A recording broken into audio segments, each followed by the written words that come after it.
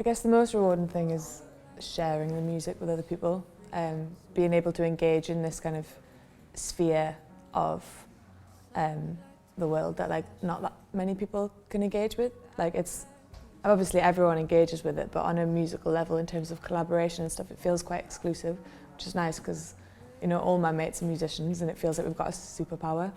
And I guess it is like a superpower because we are kind of providing for the world. It's such a universal thing. Everyone has connection with it and it helps a lot of people as well. I feel like sometimes it's not given the credit it deserves. It's definitely not given the funding it deserves. But no, music saves lives, so it's amazing to be able to create it.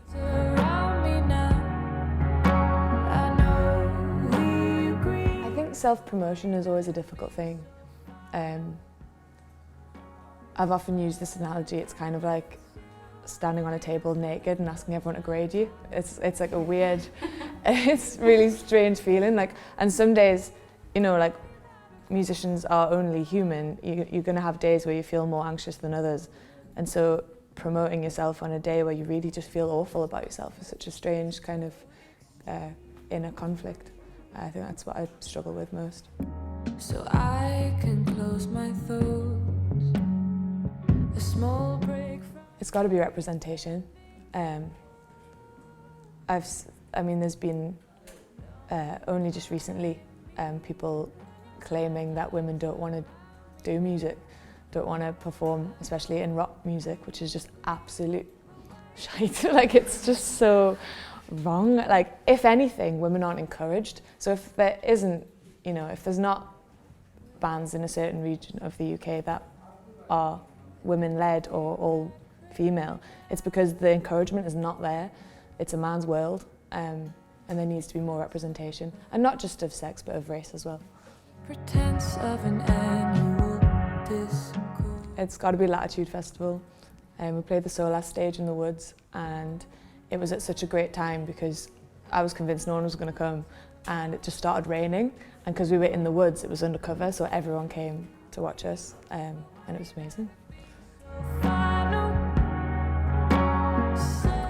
I've got a song called Blood Bag, which is quite a morbid title. I always end on it. It's like, oh, it's been so lovely, here's Blood Bag.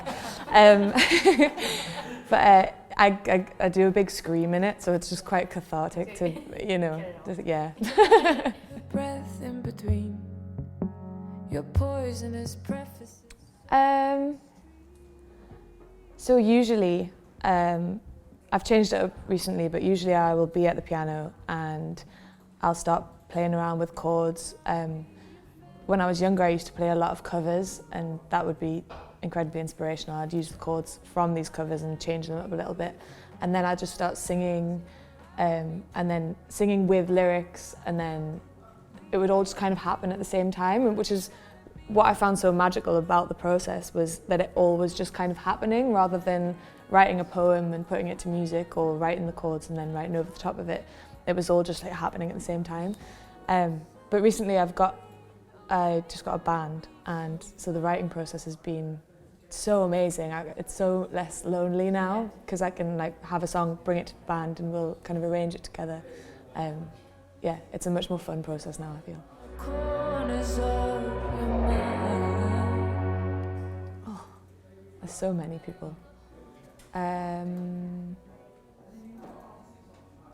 Perfume Genius.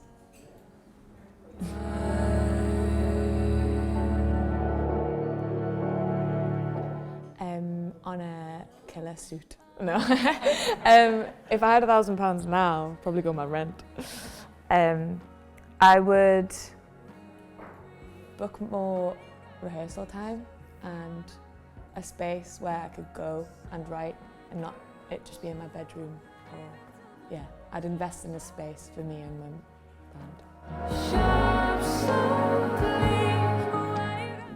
band. Breathe, take your time. Don't mind me. Amazing, wonderful.